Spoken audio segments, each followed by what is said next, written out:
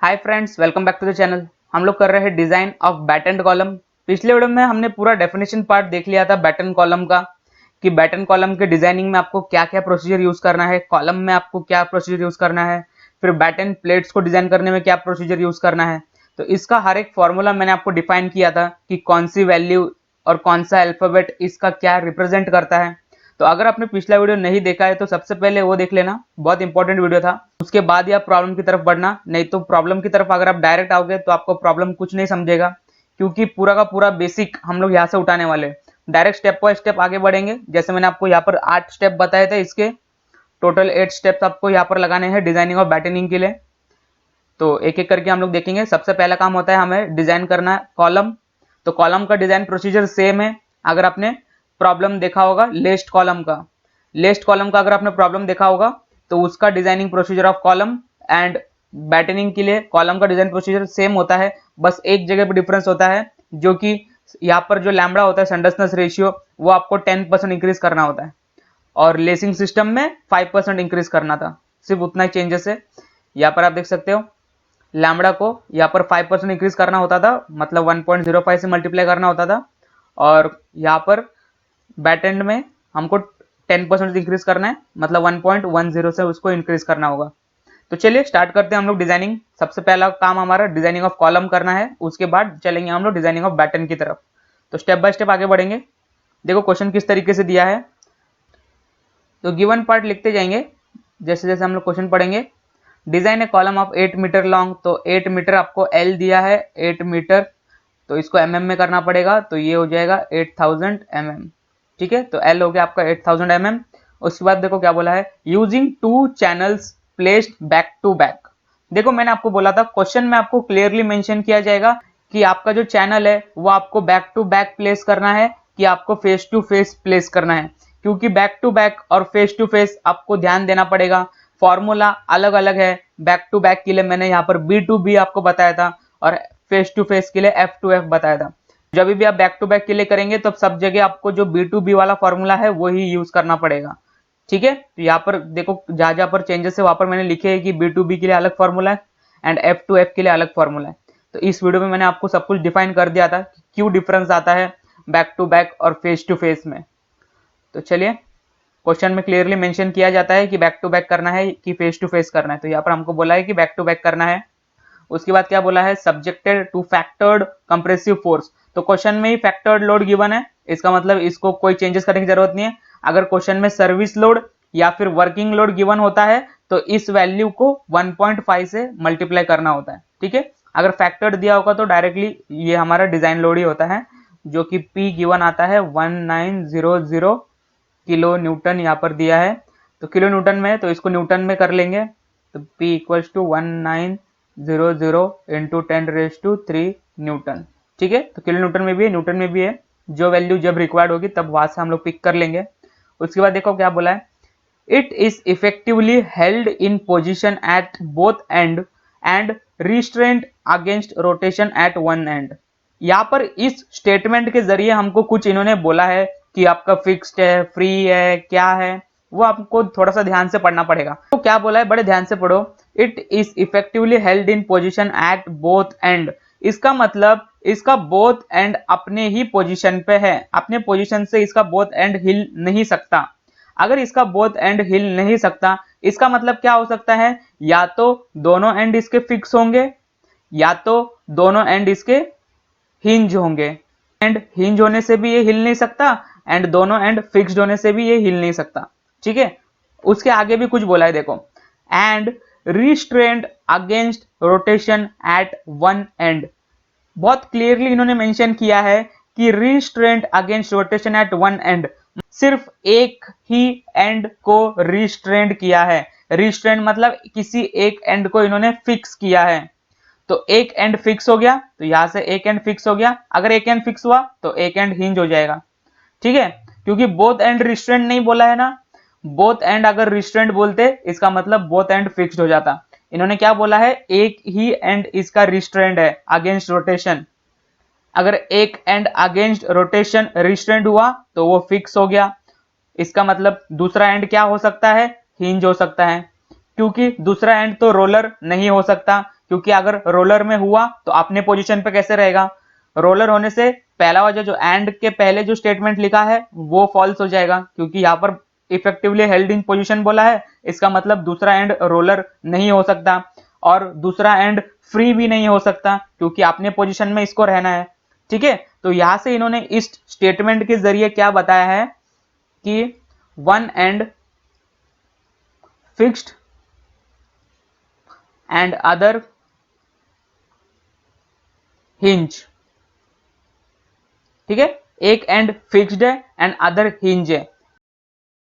चलिए अभी one and fixed and other and hinge हमें पता चल गया, तो अभी KL हमारा निकल जाएगा इफेक्टिव लेंथ। तो KL के लिए फॉर्मूला हमको चाहिए होगा one and fixed and other and hinge का। डिजाइन ऑफ कंप्रेशन मेंबर में मैंने आपको बताया था, यहाँ पर पेज नंबर 45 पे आप जाओगे तो ये टेबल आपको मिलेगा। आपको यहाँ पर one fix and other hinge देखना है। One fix and other hinge का फॉर्मूला क्या है, 0.8L। ठीक है, KL कैसे निकलेगा, 0.8L। तो यहां से लगा दो वो फॉर्मूला KL का 0.8 इंटू L। इसको सॉल्व करो, 0.8 इंटू 8000, देखो आंसर आता है 6400। KL इक्वल्स टू 6400 और ये mm में है, क्योंकि हमने पहले से इसको mm में कन्वर्ट कर लिया था। तो लेंथ जैसी आपको पता चल जाएगा, उसके बाद आपको KL फाइंड कर लेना है। उसके बाद देखो क्या बोला है, design end batten, intermediate batten and their connections using M20 4.6 grade black bolt. तो यहाँ पर M20 का मतलब क्या बोला है, आपको D गिवन है, diameter of the bolt given है जो कि है 20 और ये हमेशा mm में होगा। ठीक है, डायमीटर ऑफ द बोल्ट आपको क्वेश्चन में गिवन है। अगर नहीं भी गिवन होगा तब भी हम लोग 20 मान सकते हैं, क्योंकि मैंने आपको यहाँ पर बताया था बैटनिंग कॉलम में, अगर आपको डायमीटर कुछ नहीं दिया है तो आप डायमीटर 20 मान सकते हो, क्योंकि डायमीटर चॉइस करना हमारे हाथ में होता है। 16, 18, 20, 22, 24 आपके ऊपर है, आप कोई भी मान सकते हो। तो हम यहाँ पर अगर कुछ नहीं दिया होगा तो आप 20 मान लेना, क्योंकि अगर आप 20 मानते हो तो मैंने आपको कुछ स्टैंडर्ड वैल्यूज भी बताई थी। अगर आपने 20 डायमीटर मान लिया तो वहां से आप E डायरेक्टली 35 पुट कर सकते हो। और भी कुछ इसके एडवांटेजेस है, अगर आप 20 डायमीटर मानते हो तो वो मैं आगे आगे आपको बताऊंगा कि आप 20 ही मान लेना अगर क्वेश्चन में डायमीटर गिवन नहीं होगा तो। उसके बाद बोला है 4.6 ग्रेड ब्लैक बोल्ट, इसका मतलब आपको FUB गिवन है 400। देखो अगर आपको ये याद नहीं आ रहा है FUB इक्वल्स टू 400 कैसे हुआ 4.6 ग्रेड के लिए, तो ये चीज हम लोग बहुत पहले हमारे बोल्टेड कनेक्शन में ही देख चुके हैं कि आपको ये टेंसाइल प्रॉपर्टीज ऑफ बोल्ट मैंने आपको बताया था कि 4.6 ग्रेड के बोल्ट के लिए आपका जो FUB का वैल्यू हो जाता है वो 400 होता है। ठीक है, तो ये टेबल से आपको पता चलता है FUB की वैल्यू जो कि है 400 और इसका यूनिट होता है MPa। MPa यूनिट होता है, MPa मतलब न्यूटन पर mm स्क्वायर, न्यूटन पर mm स्क्वायर। ठीक है, क्वेश्चन में आपको स्टील का ग्रेड मेंशन नहीं किया गया। अगर क्वेश्चन में स्टील का ग्रेड मेंशन नहीं है तो आप Fe410 मान सकते हैं। अगर Fe410 मान लेते हैं तो वहां से Fy हो जाता है 250, आपका Fy हो जाता है 250 और Fu हो जाता है 410। ठीक है, अगर आप Fe410 मानते हो तो, अगर कुछ नहीं दिया है तो हमको Fe410 ही मानना है। वहां से Fy 250 हो जाता है और वहां से Fu निकलता है। Fu जो ये आगे जो नंबर लिखा होता है वो Fu भी होता है, मतलब 410। इतना आपका गिवन था। अभी हमको डिजाइन करना है। सबसे पहला स्टेप हमारा होगा डिजाइन ऑफ कॉलम करना है। तो डिजाइन ऑफ कॉलम करने के लिए मैंने कुछ स्टेप्स आपको बताए थे। यहाँ पर टोटल 7 स्टेप है। पहला स्टेप क्या कहता है, अज्यूम FCD बिटवीन 125 से 185। तो आप अपने मर्जी से कोई भी एक FCD की वैल्यू अज्यूम कर सकते हैं 125 से 185 के बीच में। तो यहाँ पर जो मैं अज्यूम करने वाला हूँ वो है 180। तो अज्यूम पहला स्टेप में हम लोग अज्यूम कर रहे हैं FCD इक्वल्स टू 180। आपके ऊपर है, आप कोई भी वैल्यू ले सकते हो। यहाँ से मैं 180 MPa सेलेक्ट कर रहा हूँ। डिजाइनिंग ऑफ कॉलम में फर्स्ट स्टेप हमारा होता है अज्यूम FCD। तो यहाँ पर जो अज्यूम्ड FCD है वो है 180 न्यूटन पर mm स्क्वायर। तो चलिए नेक्स्ट स्टेप देखिए, स्टेप बाय स्टेप आगे बढ़ेंगे तो आसान लगता है। देखो सेकंड स्टेप क्या है, कैलकुलेट एरिया रिक्वायर्ड, जिसका फॉर्मूला है PD equals to AE into FCD। तो वहां से हम लोग एरिया रिक्वायर्ड कैलकुलेट करेंगे। फॉर्मूला है PD equals to AE into FCD, लेकिन इसको AE मत लिखना। AE होता है इफेक्टिव एरिया। इफेक्टिव एरिया वो एरिया कहलाता है जो आपने सेक्शन सेलेक्ट किया उसका एरिया इफेक्टिव एरिया कहलाता है, इसलिए इसको ए मत लिखना। ठीक है, हम लोग एरिया रिक्वायर्ड कैलकुलेट करेंगे। हमको पी पता है, एफसीडी पता है। पी देखो यहाँ पर पी है हमारे पास, तो वो हमको यहाँ पर रखना है, लेकिन अभी किलो न्यूटन का रखना है कि न्यूटन का रखना है। देखो हमारा जो एफसीडी है वो न्यूटन में है, तो हमको पी भी न्यूटन वाला रखना पड़ेगा। 1900 into 10⁻³ equals to area unknown है इंटू एफसीडी की जगह पर रखेंगे 180। ठीक है, इस तरीके से भी सॉल्व कर सकते हो, आपके ऊपर है। आपको ए को एक साइड में लेके सॉल्व करना है तो वैसे भी कर सकते हो, डायरेक्टली इस तरीके से कर सकते हो। कैलकुलेटर में आप सॉल्व फॉर एक्स करके 1900 इंटू 10⁻³ और यहाँ पर हम लोग पुट करेंगे इक्वल टू, और ए की जगह पर x इंटू 180। यहाँ से सॉल्व फॉर एक्स करो, शिफ्ट कैलसी इक्वल्स टू, यहाँ से जो आंसर आएगा वो आपका एरिया रिक्वायर्ड है 10555.55। ठीक है, तो एरिया रिक्वायर्ड है, एरिया रिक्वायर्ड इक्वल्स टू 10555.55। ठीक है, 10555.55 और ये एरिया है तो यूनिट होगा mm²। यहाँ पर आपको एरिया रिक्वायर्ड मिल चुका है, लेकिन ध्यान देना ये जो एरिया रिक्वायर्ड होता है ये आपको फॉर 2 सेक्शंस के लिए होगा। यहाँ पर क्वेश्चन में मेंशन किया गया है यूजिंग 2 सेक्शंस, तो ये जो एरिया रिक्वायर्ड आया फॉर 2 चैनल। अब चलिए सेकंड स्टेप हमारा खत्म हो गया, जहां पर हमको फाइंड करना था calculate area required. Area required मिल चुका है। थर्ड स्टेप क्या होता है, सिलेक्शन ऑफ सूटेबल सेक्शन। तो चलिए थर्ड स्टेप की तरफ चलेंगे, सिलेक्शन ऑफ सूटेबल सेक्शन। देखो सिलेक्शन ऑफ सूटेबल सेक्शन, उसके लिए अगर आप स्टील टेबल में जाएंगे तो स्टील टेबल में एक ही चैनल सेक्शन के स्पेसिफिकेशंस गिवन होते हैं। टेबल नंबर 5 आप देख सकते हो, टेबल नंबर 5 और रोल्ड स्टील चैनल, हमारे पास एक ही चैनल सेक्शन के स्पेसिफिकेशंस गिवन होते हैं। तो ये जो एरिया रिक्वायर्ड है, ये एरिया तो फॉर 2 चैनल है, तो हमको इसको डिवाइड बाय 2 करना पड़ेगा, क्योंकि वहां पर हमको 1 के लिए देखने जाना है ना, यहाँ पर हमको 1 के लिए देखने जाना है। तो यहाँ पर वापस से आप देख सकते हो जो सेक्शनल एरिया है वो सेंटीमीटर स्क्वायर में होता है, और हमारे पास जो यूनिट है वो mm² में है। तो और ये ऊपर से 2 चैनल सेक्शन के लिए, तो सूटेबल सेक्शन देखने के लिए जाने से पहले इसको फॉर 1 चैनल सेक्शन कन्वर्ट करो और उसको सेंटीमीटर स्क्वायर में कन्वर्ट करो। देखो क्या करेंगे, यहाँ पर हम लोग एरिया डिवाइड बाय 2 करेंगे, क्योंकि ये 2 चैनल सेक्शन के लिए है, हमको 1 के लिए चाहिए, तो एरिया डिवाइड बाय 2 कर दो। तो एरिया कितना आया 10555.55, इसको डिवाइड बाय 2 कर दो, तो आंसर आता है 5277.77 5277.77। तो एरिया इक्वल्स टू 5277.77, और अब भी इसका यूनिट जो है वो mm² में ही है, यूनिट में हमने कोई चेंजेस नहीं किया है। अभी इस mm² को कन्वर्ट करो सेंटीमीटर स्क्वायर में। अब mm² को सेंटीमीटर स्क्वायर में कन्वर्ट करने के लिए 10⁻² से मल्टीप्लाई करना पड़ेगा। 10⁻² से मल्टीप्लाई करेंगे तो 2 पॉइंट अंदर आ जाएंगे, तो वो क्या हो जाएगा 52.77 हो जाएगा। ठीक है, तो ये हो जाएगा 52.77, यूनिट क्या हो जाएगा सेंटीमीटर स्क्वायर। तो यहाँ पर हमने इसको सेंटीमीटर स्क्वायर में कन्वर्ट कर दिया है। तो अभी हमको जाके स्टील टेबल में ढूंढना है 52.77 का एरिया। अब जैसे कि पिछले वीडियो में मैंने जब प्रॉब्लम्स लिए थे तभी मैंने आपको यहाँ पर बताया था लेस्ट कॉलम के प्रॉब्लम्स में, जब आप सूटेबल सेक्शन सेलेक्ट करने के लिए जाएंगे तो पहला प्रेफरेंस आपका होना चाहिए ISMC के लिए। ठीक है, यहाँ पर मैंने आपको बता दिया था कि पहला प्रेफरेंस आपको ISMC को देना है, तो यहाँ पर वही है। ये जो एरिया आपको 52.77 ढूंढने के लिए जाना है, आप पहला प्रेफरेंस देंगे ISMC के लिए। तो ISMC में हम लोग ढूंढेंगे 52.77। तो यहाँ पर ISMC देखो 53.66 है, तो 52.77 से ऊपर ही है 53.66, तो ये हम लोग ले सकते हैं।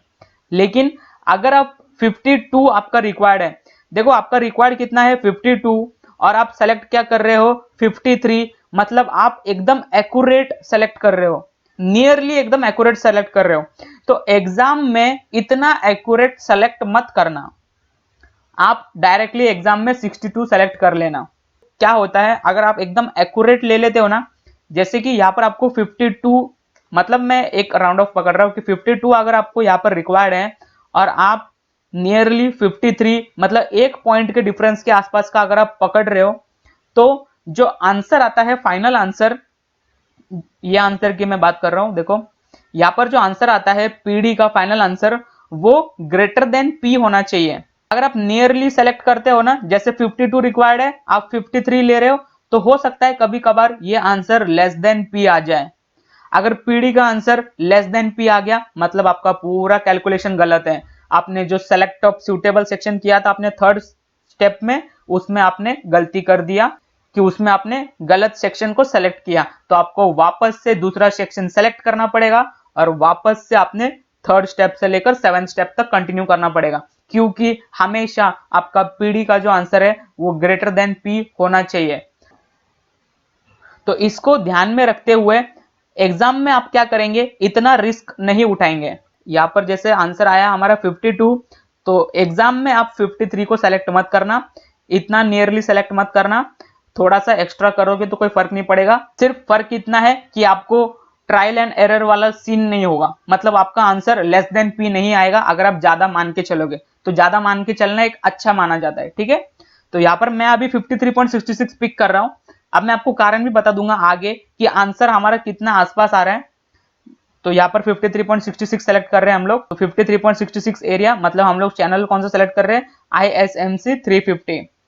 वी हैव सेलेक्टेड ISMC 250, जिसका एरिया है 53.66 सेंटीमीटर स्क्वायर में वहां पर गिवन है, ठीक है। और ध्यान देना, this is for 1 ISMC, for 1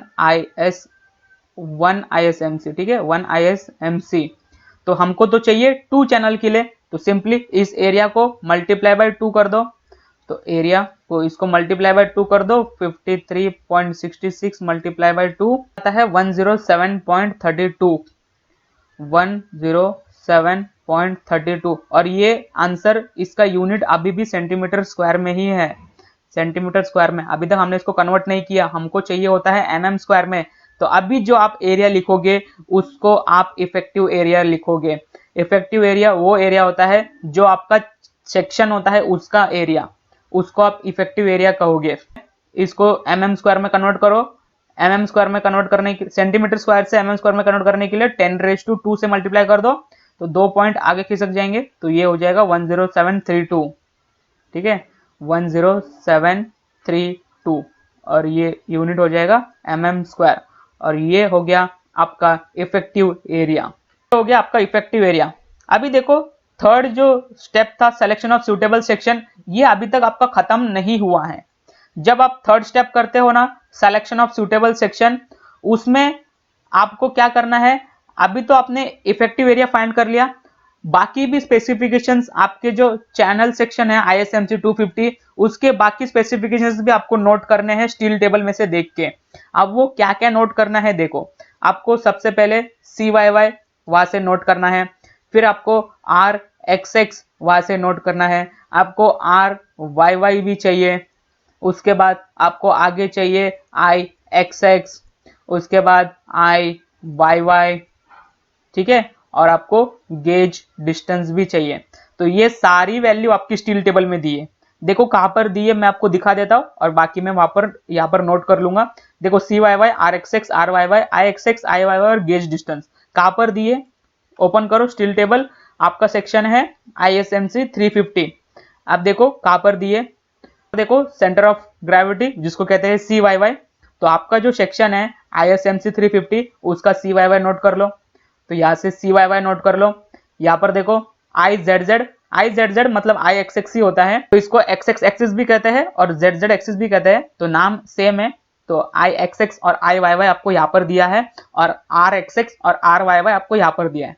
gauge distance, तो गेज डिस्टेंस नेक्स्ट पेज पे दिया जाता है जो कि है G, ठीक है। तो G में आपको देखना है आपका कौन सा सेक्शन है ISMC 350, तो G कितना है 60, ठीक है। इस तरीके से आप नोट कर लो सारी वैल्यूज देख के, मैं तब तक यहाँ पर नोट कर लेता हूँ।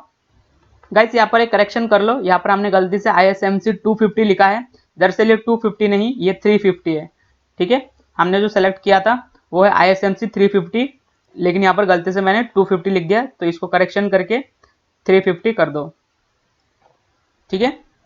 चलिए देख सकते हैं सारी वैल्यूज मैंने नोट कर लिए, लेकिन ध्यान से देखना कुछ वैल्यूज वहां पर सेंटीमीटर में गिवन है, कुछ वैल्यूज सेंटीमीटर रेज टू 4 में गिवन है, कुछ वैल्यूज वहां पर mm में गिवन है। तो मैंने जो स्टील टेबल में से लिखा है उसको ऊपर लिखा है और बाद में उसको हमने mm में कन्वर्ट कर लिया। तो सेंटीमीटर से mm में कन्वर्ट करने के लिए 10⁻⁴ से मल्टीप्लाई कर दो, क्योंकि आप देखोगे CYY, RXX एंड RYY ये सब सेंटीमीटर में गिवन है। देखो CYY सेंटीमीटर में गिवन है, RXX भी सेंटीमीटर में है एंड RYY भी सेंटीमीटर में, लेकिन moment of inertia centimetre raise to 4 में है। तो यहाँ पर जो वैल्यू वहां पर से ली गई है वो है सेंटीमीटर रेज टू 4, आपको कन्वर्ट करना पड़ेगा mm रेज टू 4 में। तो सेंटीमीटर रेज टू 4 को mm रेज टू 4 में कन्वर्ट करने के लिए 10⁻⁴ से मल्टीप्लाई कर दो उसको। वैसे ही IYY के लिए भी सेंटीमीटर रेज टू 4 में वहां पर गिवन है, हमको चाहिए mm रेज टू 4 में, तो 10⁻⁴ से उसको मल्टीप्लाई कर दो। लेकिन अगर आप गेज डिस्टेंस देखोगे तो गेज डिस्टेंस डायरेक्टली वहां पर mm में ही गिवन है, कोई कन्वर्जन की जरूरत नहीं है गेज डिस्टेंस के लिए। ठीक है, तो ये वैल्यूज नोट करने में बहुत ध्यान से नोट करना। यहाँ पर गेज डिस्टेंस देखोगे G, तो वो डायरेक्टली mm में ही गिवन है। तो वैल्यूज नोट करने के लिए आपको बहुत ध्यान देना पड़ेगा, क्योंकि आपके प्रॉब्लम का ये बैकबोन है। अगर आपने ये वैल्यूज नोट करने में एक भी पॉइंट इधर उधर कोई मिस्टेक कर दी तो आपका प्रॉब्लम आगे गलत होना ही है। तो स्टार्ट करेंगे यहाँ से हम लोग सोल्यूशन पार्ट। आगे देखो हमारा यहाँ पर स्टेप खत्म हो चुका है। Third step selection of suitable section आपका खत्म होता है जब आपने सारे स्पेसिफिकेशंस उसके नोट कर लिए। अब नेक्स्ट आगे बढ़ेंगे हम लोग। देखो हमारा थर्ड स्टेप हो गया। फोर्थ स्टेप क्या कहता है, बकलिंग क्लास आपको नोट करना है, जो कि होता है C class for any built up section. किसी भी बिल्टअप सेक्शन के लिए आपका क्लास C क्लास होता है, लेकिन वो स्टेटमेंट आपको वहां पर लिखना पड़ेगा। देखो फोर्थ स्टेप में आपको एक स्टेटमेंट इस तरह से लिखना है, buckling class is C for any built up section. ठीक है, इतना ही आपका फोर्थ स्टेप, आपको वहां पर बकलिंग क्लास को मेंशन करना है। फिफ्थ स्टेप है सेंडल्सनेस रेशियो हमको कैलकुलेट करना है, lambda equals to KL upon RXX। यहाँ पर आपको RXX की ही वैल्यू पुट करनी होती है, क्योंकि जो चैनल सेक्शन होता है वो XX एक्सिस पे बकल होता है, इसलिए यहाँ पर जो radius of gyration about minor axis होता है वो RXX कहलाता है। आपको यहाँ पर RXX की वैल्यू पुट करनी है। तो lambda equals to KL upon RXX, और ध्यान रखना लैम्बडा को आपको 10% इंक्रीज करना है फॉर बैटन कॉलम, और लैम्बडा को 5% इंक्रीज करना होता है इन लेज्ड कॉलम। ठीक है, तो ये आपका फॉर्मूला है, lambda equals to KL upon RXX multiply by 1.10। तो इस फॉर्मूले में खाली पुट करना है, वैल्यूज आपको सारी पता है, KL भी पता है, RXX भी पता है। RXX यहाँ पर हमने नोट किया था, हमको mm वाला चाहिए 136.6 mm, तो यहाँ पर RXX हमको रखना है 136.6। ठीक है, KL देखो, KL हम लोग ऑलरेडी ऊपर नोट कर चुके हैं, KL effective length of the column 6400 mm। ठीक है, तो यहाँ पर KL पुट कर दो 6400 मल्टीप्लाई बाय 1.10। तो यहाँ से आपको लैम्बडा मिल जाएगा, आपका सेंडल्सनेस रेशियो आता है 51.53, लैम्बडा इक्वल्स टू 51.53। ठीक है, आपको फिफ्थ स्टेप में लैम्बडा मिल जाता है, यह है आपका slenderness ratio of the batten column. आप देखो इसके बाद का स्टेप क्या है, आपको फिफ्थ स्टेप में लैम्बडा मिल गया। सिक्स स्टेप क्या है, यूजिंग लैम्बडा कैलकुलेट FCD। अब आपको FCD कैलकुलेट करना है इंटरपोलेशन करके, और वहां पर आप टेबल नंबर 9C यूज करेंगे। आप C यूज क्यों करेंगे, क्योंकि बकलिंग क्लास होता है C, इसलिए 9C यूज करेंगे। अब इंटरपोलेशन में आपको ऑलरेडी बहुत सारे प्रॉब्लम्स हम ले चुके हैं, इंटरपोलेशन अब तक आपको आ चुका होगा। डिजाइन ऑफ कंप्रेशन मेंबर में मैंने आपको बताया था इंटरपोलेशन के लिए आपको इस तरह से टेबल बनाना पड़ता है, और ये आपका फॉर्मूला होता है। तो चलिए इस तरीके से टेबल बना लो और ये फॉर्मूला नोट कर लो। तो आपका सिक्स स्टेप कैलकुलेट FCD, उसके लिए टेबल बना लो इस तरीके से और ये फॉर्मूला लिख लो। तो ये कैसे फिल करते हैं, यहाँ पर जो सेंटर में आपको लिखना होता है लैम्बडा की वैल्यू 51.53 आई है हमारी, 51.53। अभी 51.53 किसके बीच में आता है, 50 एंड 60 के बीच में आता है। अब आपको नोट करना है FCD at FY equal to 250। FY equal to 250 क्यों, क्योंकि यहाँ पर आप देख सकते हो for steel grade Fe410 FY equal to 250 होता है। और आपको जाके देखना है टेबल नंबर 9C में, क्योंकि आपका ग्रेड है C। तो टेबल नंबर 9C ओपन करो, जो कि आपको पेज नंबर 42 पे गिवन होगा। यहाँ पे आपको देखना है 50 एंड 60 का कितना दिया है, 50 का 183 और 60 का उसी के नीचे 168। तो 183 एंड 168 नोट कर लो, दिया है 183 एंड ये है 168। ठीक है, और ये FCD आपका अननोन है, आपको ये चीज कैलकुलेट करना है, फॉर्मूले में पुट कर दो। Y आपका अननोन है, तो आपको यहाँ से FCD निकालना है, मतलब आपको अननोन Y फाइंड करना है। तो तो अननोन y फाइंड करने के लिए फॉर्मूला यूज कर लो, x माइनस x कितना है 183 minus b minus a, b कितना है 51.53 माइनस 50, 51.53 माइनस 50, उसके बाद मल्टीप्लिकेशन में है x माइनस z, x क्या है 183, z क्या है 168, 183 माइनस 168, इसके बाद है अपॉन में c माइनस a, c है 60, a है 50, 60 माइनस 50, डी का आंसर आता है 180.705, 180.705, ठीक है। और एफसीडी का यूनिट क्या होता है, एफसीडी का यूनिट होता है एमपीए, एमपीए मतलब न्यूटन पर एमएम स्क्वायर, न्यूटन पर एमएम स्क्वायर। यहाँ से आपको एफसीडी मिल जाता है। एफसीडी हमको क्यों निकालना है, क्योंकि हमको design strength of the column निकालना है।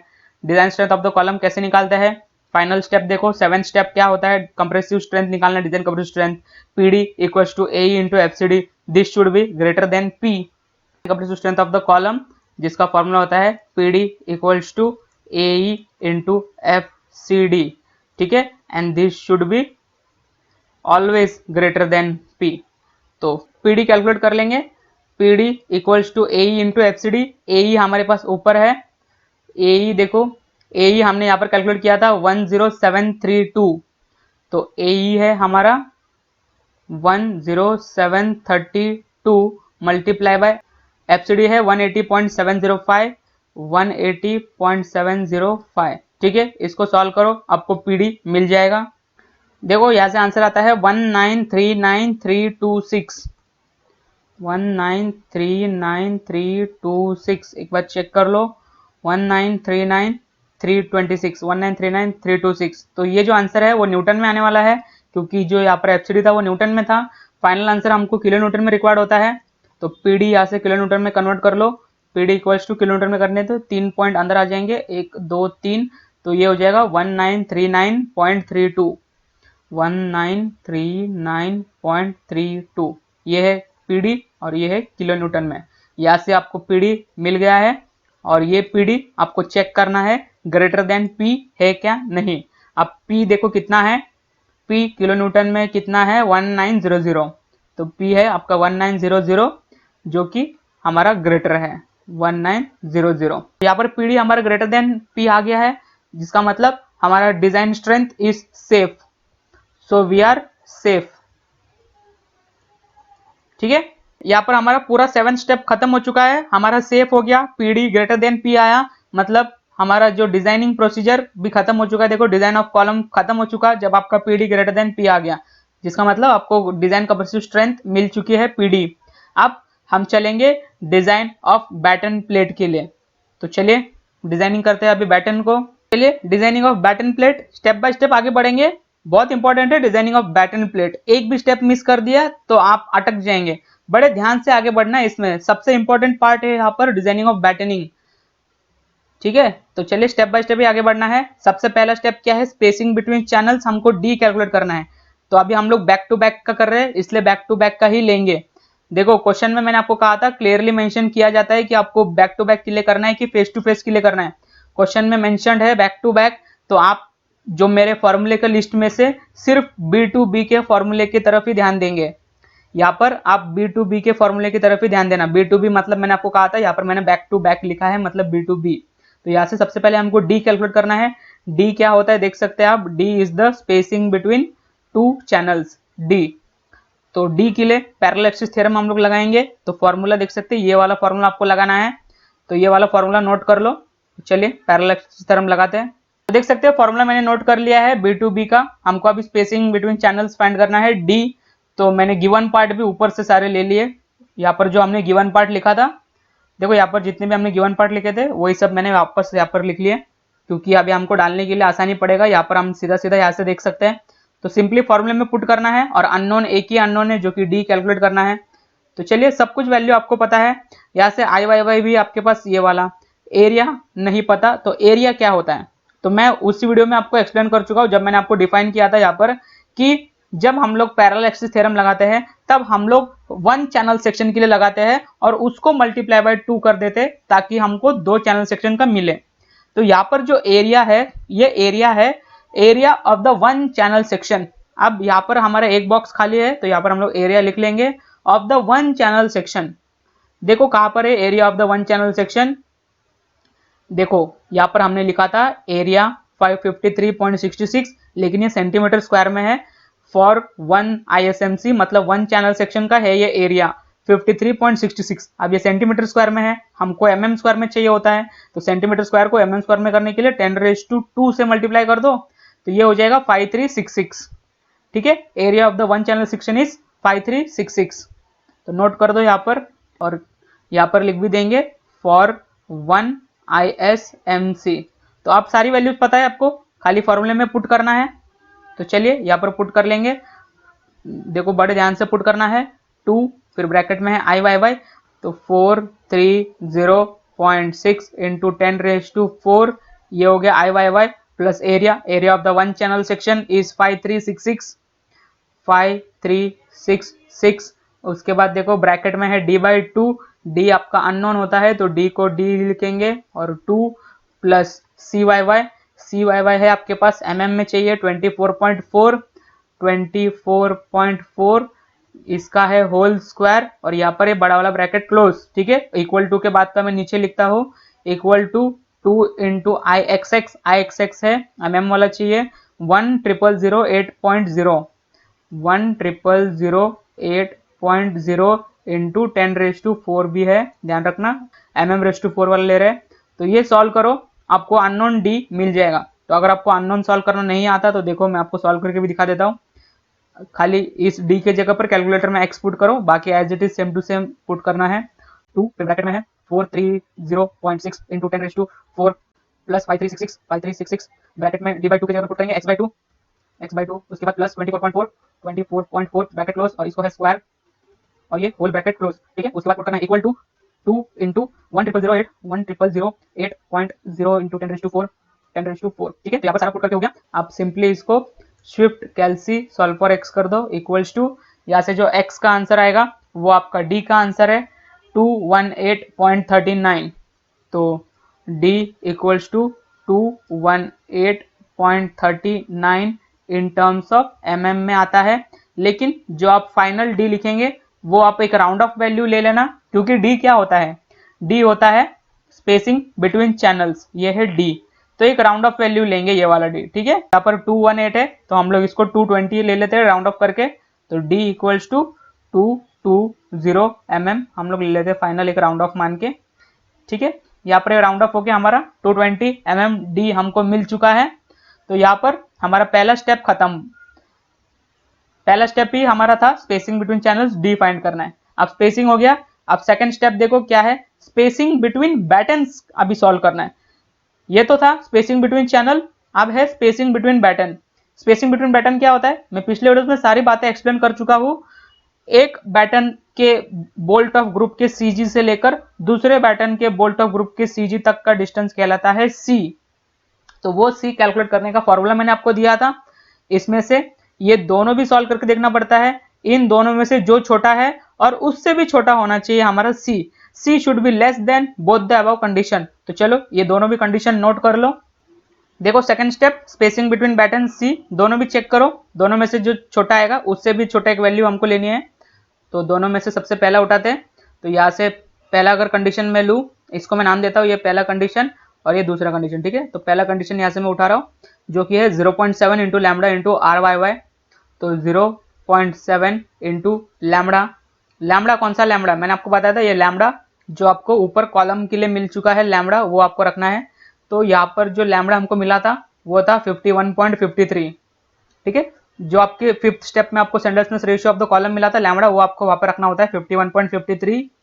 तो रख देंगे वहाँ पर 0.7 मल्टीप्लाई बाय 51.53। उसके बाद यहाँ पर मल्टीप्लाई बाय है RYY, तो RYY कितना है 28.3 mm, तो इंटू 28.3 mm। ठीक है, दूसरे को भी लिख लेते साथ में कैलकुलेटर में डाल के सॉल्व कर लेंगे।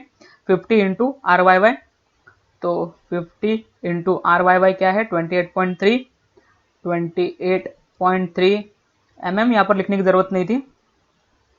इन दोनों को सॉल्व करो, इन दोनों में से भी छोटा होना चाहिए। पहला सॉल्व करते हैं तो आंसर आता है 1020.80 1020.80, और ये C है, C मतलब ये स्पेस है ना, मतलब लेंथ है, तो ये mm में होने वाला है, डिस्टेंस है तो mm में होगा। 50 मल्टीप्लाई बाय 28.3 तो यहाँ से आंसर आता है 1415, 1415, और ये भी mm में होगा। देखो स्टेटमेंट क्या कहता है, C should be less than both the above condition. पहले कंडीशन में 1020, दूसरे कंडीशन में 1415, मतलब इन दोनों में से छोटा कौन सा है, पहला वाला, और इससे भी छोटा होना चाहिए। मतलब यहां से हम लोग सी को सेलेक्ट करेंगे, सेलेक्ट सी इक्वल्स टू 1000 मान लेते, ठीक है। तो ये mm में है, तो यहां से हमको सी मिल चुका है, स्पेसिंग बिटवीन बैटन्स जो कि है 1000 mm। ये सी क्या होता है, चाहिए तो यहाँ पर लिख दो, ये होता है vertical spacing, vertical spacing, spacing between battens. और ये जो स्पेसिंग बिटवीन चैनल्स होता है, ये होता है horizontal spacing, horizontal spacing D, और ये होता है वर्टिकल स्पेसिंग। चलिए सेकंड स्टेप हमारा हो चुका है, आगे बढ़ेंगे हम लोग थर्ड स्टेप की तरफ। थर्ड स्टेप क्या कहता है, size of the end batten calculate करना है और size of the intermediate batten भी कैलकुलेट करना है अलग अलग। तो एक एक करके आगे बढ़ते हैं। सबसे पहले size of the end batten निकाल लेंगे। तो यहाँ पर देखो ये दोनों भी फॉर्मूले आपको लगाने हैं। क्यों ऐसा, क्यों, क्योंकि पहला फॉर्मूला है इफेक्टिव डेप्थ का, इफेक्टिव डेप्थ की मदद से ओवरऑल डेप्थ मिलता है। तो वो चीज मैं आपको यहाँ पर एक्सप्लेन कर चुका हूँ, ED and OD. ED is effective depth, OD is overall depth. Third step पूरा का पूरा नोट कर लो, ये हमको अप्लाई करना है। Size of the end batten निकालेंगे, फॉर्मूला हमारे पास D dash equals to D plus 2 into C Y Y and this should be greater than 2 into B F. तो बी एफ क्या होता है, बी एफ हमने स्टील टेबल से note नहीं किया है। बी एफ होता है विड्थ ऑफ द फ्लैंज।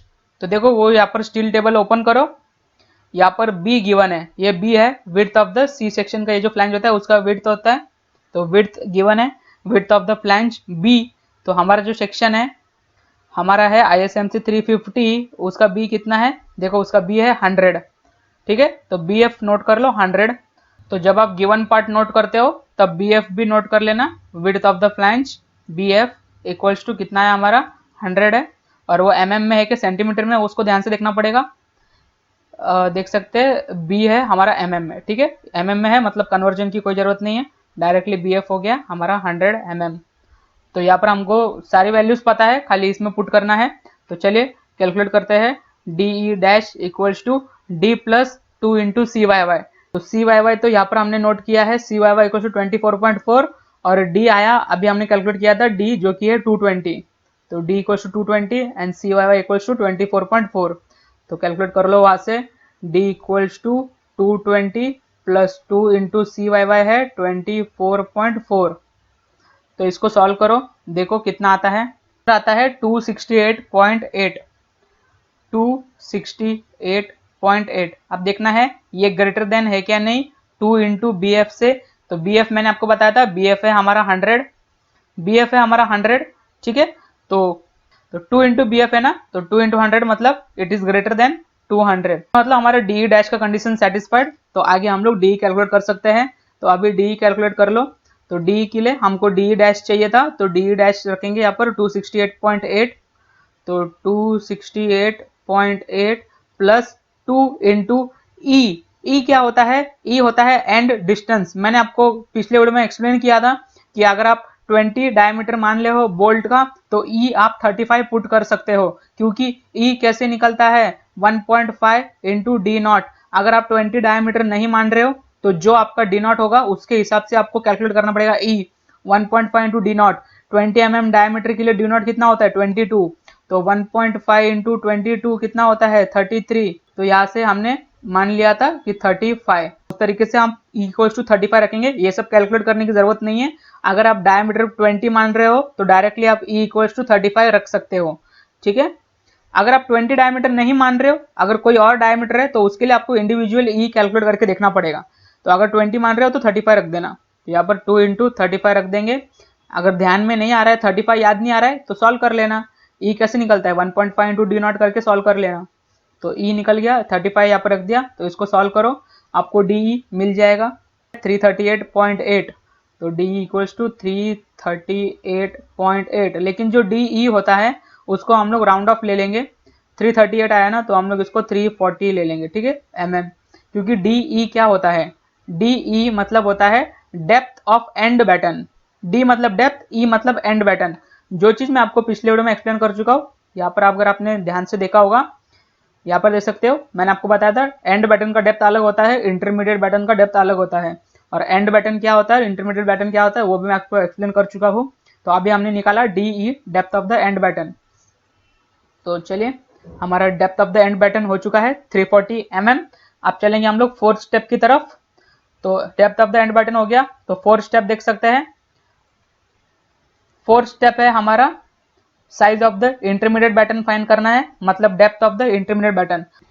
तो गाइस एक फॉर्मूले का अपडेट आपको यहाँ पर देना है। यहाँ पर एक मिस्टेक हुआ है कि यहाँ पर जो size of the intermediate batten का जो फॉर्मूला है DI dash equal to 3/4 into DE, ये इंटू DE नहीं है, ये है इंटू DE डैश। तो यहाँ पर मैं गलती से डैश डालना भूल गया था, तो यहाँ पर जो DE है इसको आप यहाँ पर डैश कर दो, ठीक है। तो ये डैश गलती से डालना रह गया था, तो आप यहाँ पर फॉर्मूले में DE की जगह पर DE डैश पुट कर दो, क्योंकि size of the intermediate button वो निकलेगा 3/4 इंटू DE डैश।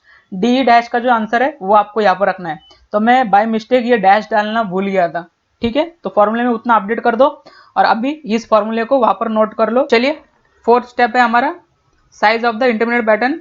तो बहुत इंपॉर्टेंट करेक्शन था, ये करेक्शन कर लेना। मैंने आपको पिछले वीडियो में सिर्फ DE बताया था, लेकिन वो DE डैश था वहां पर, ठीक है।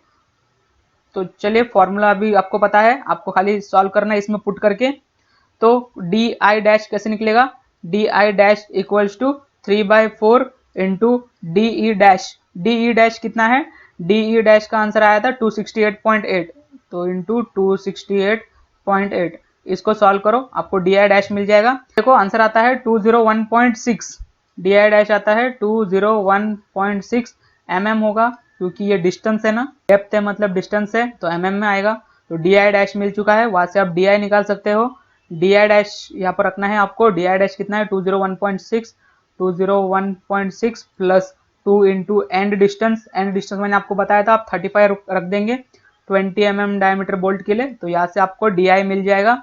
तो DI कैलकुलेट कर लो, यहाँ से 271.6 आपको DI मिलता है, 271.6 mm।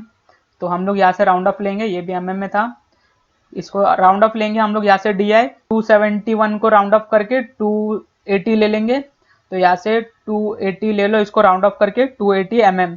ये है आपका DI, D for depth, I for intermediate button. तो यहाँ पर DI है, ठीक है, ध्यान से इसको DI लिख देना, depth of the intermediate button. चाहिए तो लिख भी देना यहाँ पर depth of the intermediate button and depth of the and button. अब चलिए डेप्थ हो गए हमारे इंटरमीडिएट बटन के और एंड बटन के। फोर्थ स्टेप हमारा कंप्लीट हो गया। अब चलेंगे फिफ्थ स्टेप के ऊपर, जो कि है thickness of the button plate find करना है और length of the button plate find करना है। तो चलिए सबसे पहले थिकनेस फाइंड कर लेते हैं। ये फॉर्मूला वहां पर नोट कर लो। कौन सा formula, for B2B, specially for B2B। मैंने आपको यहाँ पर दो अलग अलग फॉर्मूले दिए थे। थिकनेस में आपको B2B के लिए अलग फॉर्मूला है और थिकनेस में फेस टू फेस के लिए अलग फॉर्मूला है। तो आप अभी जो क्वेश्चन कर रहे हो वो बैक टू बैक का कर रहे हो, तो आपको B2B का फॉर्मूला ही यूज करना है। तो खाली ये वाला फॉर्मूला नोट कर लो। फिफ्थ स्टेप आपका thickness of the button plate और आपको B2B का ही फॉर्मूला यूज करना है। तो यहाँ से थिकनेस निकल जाएगी D + 2G अपॉन 50। तो यहाँ पर D है हमारा 220, ठीक है, D है 220 और क्या क्या चाहिए यहाँ पर D + 2G। तो D हो गया 220, G है 60, गेज डिस्टेंस हम लोग यहाँ पर नोट कर चुके हैं, G = 60। तो रख दो वहाँ पर 220 है हमारा D, 220 प्लस 2 इंटू G है हमारा 60 अपॉन 50। यहाँ से आपको T = थिकनेस मिल जाएगा 6.8। तो यहाँ से जो आंसर आता है वो आता है 6.8। लेकिन थिकनेस कभी भी यहाँ से अगर हम राउंड अप करेंगे तो 7 थिकनेस हमारे पास होती नहीं है, ऑड नंबर में थिकनेस नहीं होती। तो हम लोग वहां से जो राउंड अप करेंगे तो हम लोग उसको 8 mm मानेंगे, ना कि 7 mm, ठीक है। तो हमारे पास ऑड नंबर्स में नहीं होते, तो 6.8 को आप राउंड अप करके 7 नहीं लिखेंगे यहाँ पर गलती से भी, आप यहाँ पर 8 लिखेंगे, नहीं तो 10, नहीं तो 12, ठीक है। इस तरीके से आपको राउंड ऑफ करना है। राउंड ऑफ में हमेशा इवन नंबर होने चाहिए। दोनों के लिए थिकनेस सेम होता है। Thickness of the batten plate लिखा है ना, यहाँ पर सिर्फ मैंने बैटन प्लेट लिखा है, मतलब इंटरमीडिएट बैटन का भी थिकनेस 8 mm ही होगा और एंड बैटन का भी थिकनेस 8 mm ही होगा। थिकनेस और लेंथ दोनों के लिए सेम होता है। थिकनेस अभी हो गया फिफ्थ स्टेप में। अभी इसके बाद का जो सिक्स स्टेप है वो हमारा लेंथ ही है। तो यहाँ पर अभी लेंथ निकालना है और फॉर्मूला आपको B2B का ही यूज करना है, ठीक है। तो ये नोट कर लो अभी, length of the batten plate L का formula, length of the batten plate L निकाल लो। L का फॉर्मूला क्या है, L इक्वल्स टू D+2BF। तो D आपको पता है, यहाँ पर देखो हमने D पुट किया था 220 प्लस 2 इंटू BF हमने यहाँ पर नोट किया था, देख सकते हैं BF equals to 100 width of the flange. तो यहाँ पर 220 इंटू 2 इंटू 100, ठीक है। ये करोगे तो आपको लेंथ मिल जाएगी, तो लेंथ आती है 420। तो L इक्वल्स टू 420, तो यहाँ से L हाईलाइट कर दो और ये था आपका थिकनेस। अब देखो 7 स्टेप पे जाने से पहले एक यहाँ पर एक स्टेटमेंट लिखना है।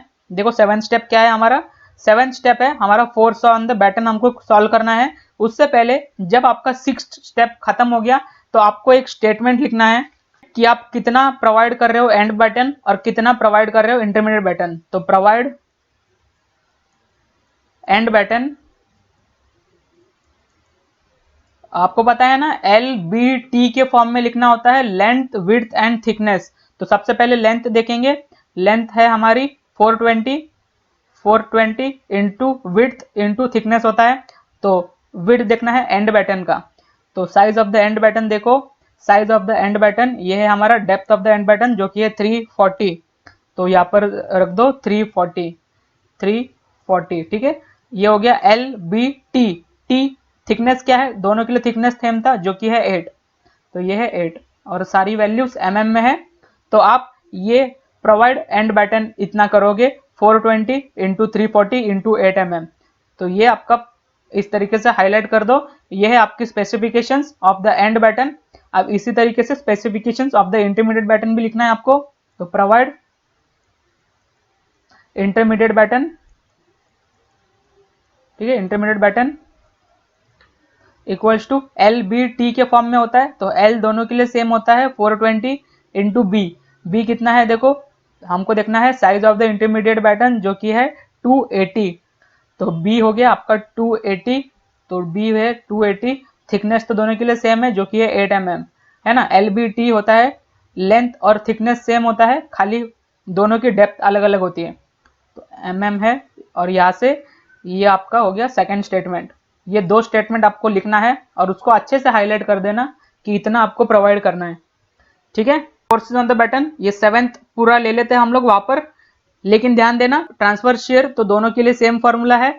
लॉन्गिट्यूडनल शेयर उसमें जब आप S रखते हो तो S का फॉर्मूला सिर्फ आपको B2B का ही लेना है। S का फॉर्मूला F2F के लिए अलग होता है, मैंने आपको कहा था। तो यहाँ पर हमको सिर्फ B2B का चाहिए, B2B मतलब बैक टू बैक। तो फॉर्मूला नोट करने के लिए ध्यान से नोट करना, बैक टू बैक का ही फॉर्मूला नोट करना, फेस टू फेस का फॉर्मूला मत नोट करना। तो ये सारे फॉर्मूलाज वहां पर नोट कर लो एक्सेप्ट फेस टू फेस वाला, ये वाली लाइन नोट मत करना, ठीक है। तो चलो नोट कर लेते हैं फोर्सेज ऑन द बैटन के फॉर्मूले। तो चलिए 7 स्टेप हमें फोर्सेज ऑन द बैटन निकालने हैं, बड़े ध्यान से सॉल्व करना है। ये सब सारी वैल्यूज हमको पता है, ऊपर से कहीं ना कहीं से तो मिल जाएगी, सारी वैल्यूज नॉन वैल्यू है, बस फॉर्मूले में पुट करना है ध्यान से। तो सबसे पहले ट्रांसफर शेयर निकालेंगे VT।